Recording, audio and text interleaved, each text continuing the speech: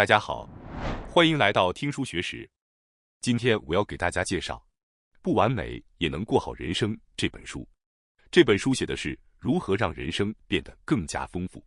明明有想做的事情，却因为没有时间而完全做不了。像这样烦恼的现代人，应该非常多吧？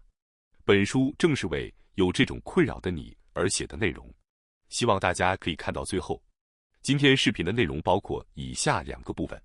第一，只要养成这个习惯，1天的时间就能变成5倍。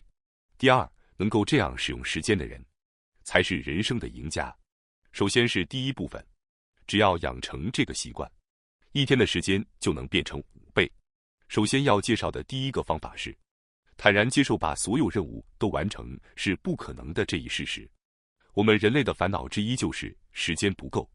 正在工作的各位，每天都被工作压得喘不过气，几乎没有时间。而另一方面，有些人即使退休了，原以为终于可以过上悠闲的个人生活，却发现晚年生活同样没有时间，每天都被家务等必须完成的任务追赶，始终无法去做自己真正想做的事情。因此，如何有效利用时间，成为了许多人关心的话题。根据本书作者的观点，如果你想让时间变得更有意义，首先必须承认一件事：人生本来就不是被设计成可以把所有想做的事情都完成的。也就是说，我们必须放弃把所有想做的事、该做的事全部完成这种想法，因为那本来就是不可能的。人生中的时间是极其有限的，而且即便是这有限的时间，也无法完全按照自己的意愿使用。我们必须首先正视这个近乎绝望的现实。大家有没有这样的经历？在深夜3点还睡不着，突然被压抑和焦虑包围，被大量任务追赶，连读书或兴趣这些真正想做的事情，都感觉一辈子也做不到。本书作者认为，理想人生实现的可能性其实是0，而正是承认这个残酷的事实，反而会带来思维上的逆转。现代人都有一份庞大的待办事项清单，事情多得做不完，但时间却远远不够。因此，很多人会想着，必须把时间利用到极致，提高效率，榨干自己的精力，屏蔽一切干扰，拼命把所有任务完成。但现实并没有那么简单。事实上，你的待办事项清单并不是很多，而是无限的。而关键就在这里，当你真正意识到这些任务其实是无法完成的时候，你的内心会发生变化，你的心态会切换，原本紧绷的内心会松开，就像打结的绳子被解开一样。本书指出，在这种情况下，学会坦然接受才是高效利用时间最重要的关键。因为我们这个时代，要做的事、想做的事实在太多了，全部完成本来就是不可能的。正因为如此，我们不能逃避这个现实，而应该直视它。当你真正接受做不到全部完成这一点时，你就会从必须完美高效地完成所有任务的无谓压力中解放出来，然后你才能用更加平静的心态，专注地一件一件地完成眼前真正重要的事情。接下来要介绍的第2个方法是，先动手去做该做的事情。本书的作者指出，这种对习惯养成的迷恋，有时反而会把我们引向错误的方向。那么真正该怎么做呢？请选择一件你内心真正重视的事情，哪怕只有15分钟，也请先开始去做，不要拖到明天，就从今天开始，仅此而已。听起来非常简单，但这恰恰是在有限人生中有效利用时间的唯一且最强的方法。不过很多人其实也明白这一点，却仍然做不到，因为哪怕只是开始做15分钟，这个行为本身往往比什么都难。当然，养成习惯或建立固定流程这些方法，有时确实有帮助，但这些东西本质上只是次要的手段。真正关键的是，马上行动，从现在开始去做该做的事情。至于你有没有完善的习惯体系，有没有优秀的日常流程，其实并不重要，因为今天这一天，在你的人生中只会出现一次。也就是说，如果你今天没有开始去做那件事，那么你很可能这一辈子都不会去做。然而，很多人恰恰把优先顺序搞错了。本来为了让有限的人生更有意义，最优先的事情应该是立刻去做该做的事。但实际上，很多人却在真正行动之前，先想着我要先养成习惯，我要先做好准备，结果反而跑向了完全错误的方向。接下来要介绍的第3个方法是，只要能对结果负责，就要意识到人生其实可以做任何选择。在人生中，我们有时会面临所谓最糟糕的选择，也就是无论选 A 还是选 B， 结果看起来都很糟。比如，离婚就是一个典型的例子。正如许多社会学研究所表明的，离婚往往被认为是人生中最痛苦的经历之一。而且，结婚或离婚不仅仅是当事人的问题，还会牵涉到家庭、公司等整个社会关系网络。一旦谈到离婚，人往往会在社会中变得难以立足，承受各种压力。实际上，离婚调解可能持续半年以上，有时甚至拖上几年，让这种人生最糟的状态长期持续。但另一方面，不离婚这个选择，也同样可能是最糟的。既然已经考虑到离婚，说明婚姻本身很可能已经走到了尽头。如果勉强维持下去，等待你的可能是几十年持续到生命终点的不幸生活，或者也可能是对方先无法忍受而离开。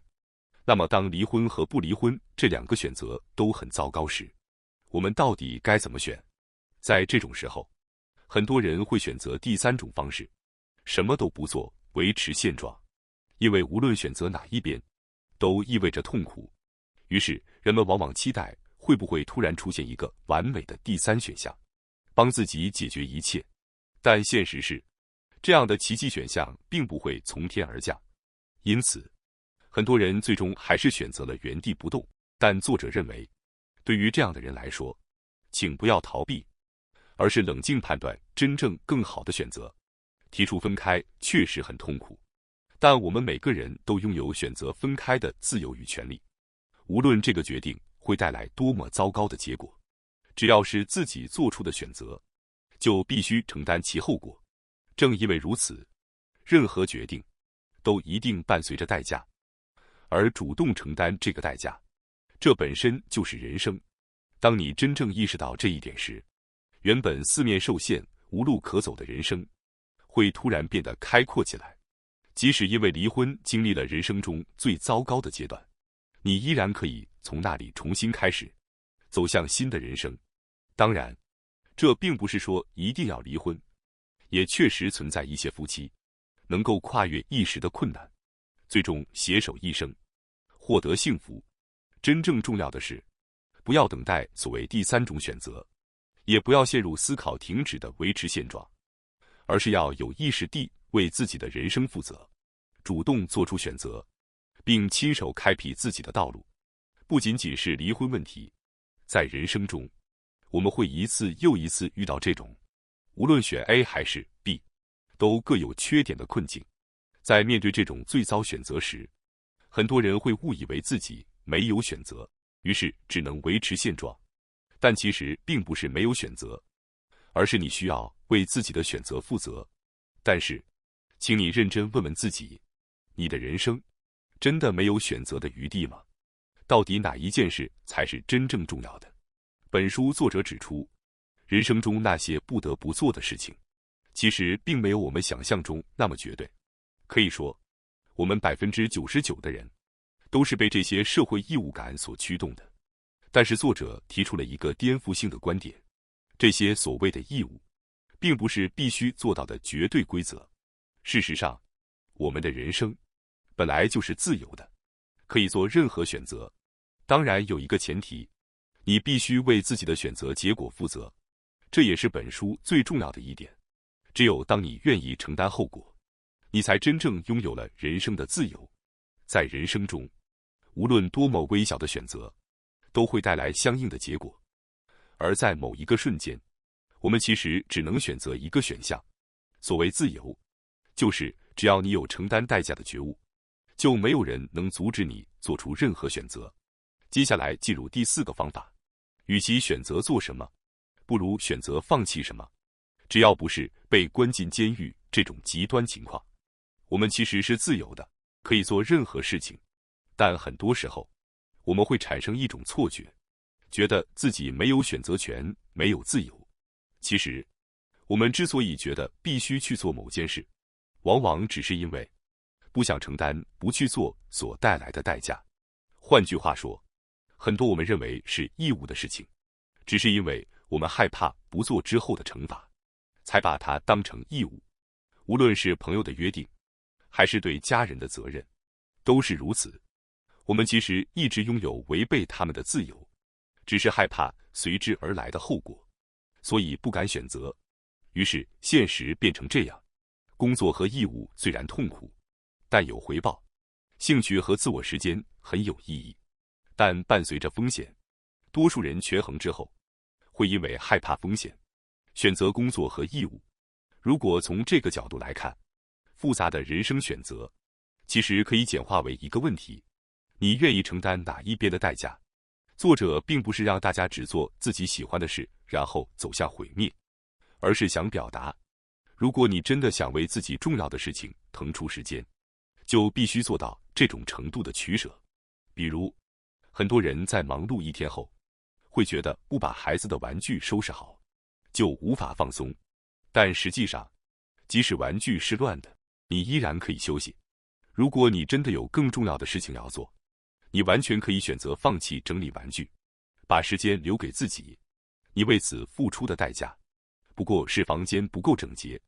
但反过来想一想，如果你把时间都花在整理这些琐事上，导致真正该做的事情没有完成，那么这个代价是不是更大？房间乱一点，和人生中真正重要的事情没做，哪一个更严重？答案显而易见。正如前面所说，我们这个时代，任务是无限的，时间是有限的。既然如此，就必须做出选择。选择去做一件事，本质上就是选择放弃另一件事。关键在于，不要只看做什么更重要，而是要看不做 A 的损失与不做 B 的损失。比如，不做真正重要的事，可能一辈子都无法实现。哪一个损失更大？显然是后者。因此可以看出，虽然整理玩具也重要，但相对而言，它的优先级并没有那么高。结论是，时间是有限的，任务是无限的，不可能全部完成。所以我们必须主动取舍。